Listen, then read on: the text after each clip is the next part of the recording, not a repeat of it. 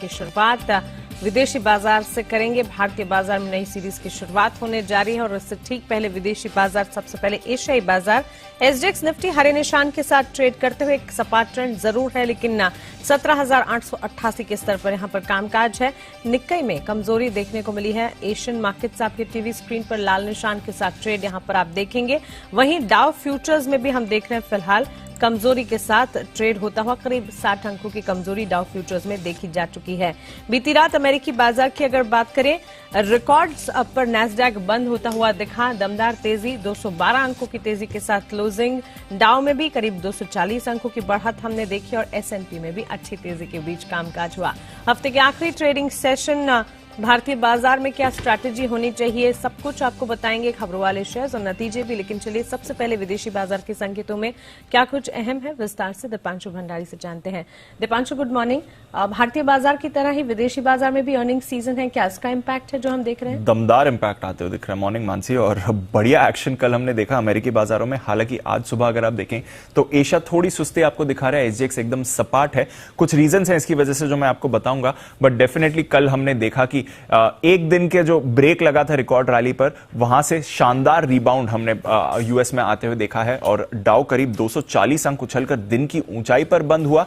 S&P 500 में आपने 1% की तेजी देखी है, नए रिकॉर्ड यहां पर बने। और फाइनली नैस्डैक पर भी हमने देखा कि नया रिकॉर्ड बनते हुए दिखा। बाकी दो इंडेक्सेस तो पिछले कुछ दिनों से रिकॉर्ड्स बना ही रहे थे, हालांकि कल डाउ पर रिकॉर्ड नहीं था, पर एसएनपी ने नया रिकॉर्ड बनाया और फाइनली नैस्डैक पर भी आपने बड़ा रिकॉर्ड आते हुए देखा। और ये पूरा का पूरा योगदान आईटी शेयर्स की तरफ था। स्मॉल कैप्स में भी आपने अच्छा एक्शन देखा। रसल 2000 करीब 2% उछलकर बंद हुआ है कल। आईटी शेयर्स की बात करूं तो नैस्डैक जो करीब 1.5% की तेजी दिखाते हुए दिखा, उसमें कई सारे शेयर्स के योगदान थे। एक दो फेसबुक ने बड़ा ऐलान किया है कि दिसंबर से ये अपना नाम बदल रहे हैं, अब कंपनी का नाम मेटा होगा और इनका जो बिजनेस फोकस है ये भी बदलने वाला है। $10 बिलियन का ये निवेश करने वाले हैं, ये रीब्रांडिंग एक्सरसाइज और अपना कामकाज को थोड़ी तरह से बदलने के लिए। इसके अलावा हमने देखा एप्पल और अमेजॉन, इनके शेयर्स में अच्छी तेजी बनी हुई थी नतीजे आने से पहले। अब इनके नतीजे आए हैं बाजार बंद होने के बाद। तो नतीजों से पहले अच्छी तेजी थी, नतीजों के बाद यहां पर आप स्ट्रॉन्ग रिएक्शन देख रहे हैं और आज रात को इसका इंपैक्ट आप यूएस मार्केट्स पर भी देखेंगे। इसलिए आपको फ्यूचर्स और एशिया थोड़े सुस्त दिख रहे हैं, क्योंकि दोनों एप्पल और अमेजॉन के नतीजों ने निराश किया है। अमेजॉन के नतीजे अनुमान से कम रहे और इनकी जो गाइडेंस है वो भी काफी कमजोर आती हुई दिखी।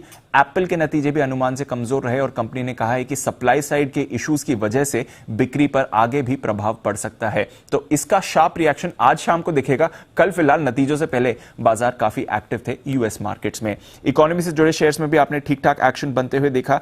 यूएस का Q3 जीडीपी डेटा आया, फर्स्ट एस्टिमेट जो है ये 2% आया है, तो अनुमान से काफी कम था, क्योंकि बाजार 2.8% का अनुमान लगा रहा था। तो यहां पर भी आपने सुस्ती बनती हुई देखी है और पिछली 5 तिमाहियों में अगर आप यूएस जीडीपी देखें तो उसमें सबसे कम जीडीपी ग्रोथ का आंकड़ा है। तो अब देखते हैं कि आज शाम को बाजार इस पर भी ज्यादा रिएक्ट करते हैं कि नहीं।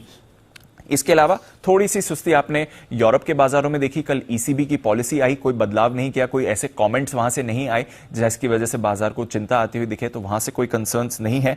कच्चे तेल में सुस्ती है, करीब 2 हफ्ते के निचले स्तर पर है, $84 के आसपास आपको ब्रेंट ट्रेड करते हुए दिखेगा। इसके अलावा सोना वापस $1800 के करीब है। डॉलर इंडेक्स में आप सुस्ती बनते हुए देख रहे हैं। तो ठीक ठाक ग्लोबल संकेत हैं। थोड़ा एशिया आज कमजोर है, क्योंकि कल शाम पोस्ट मार्केट यूएस अर्निंग्स जो आईटी दिग्गज थे उन्होंने किया है निराश, बट अदरवाइज फाइनली नैस्डैक पर भी कल नए रिकॉर्ड्स आपको बनते हुए दिखे हैं।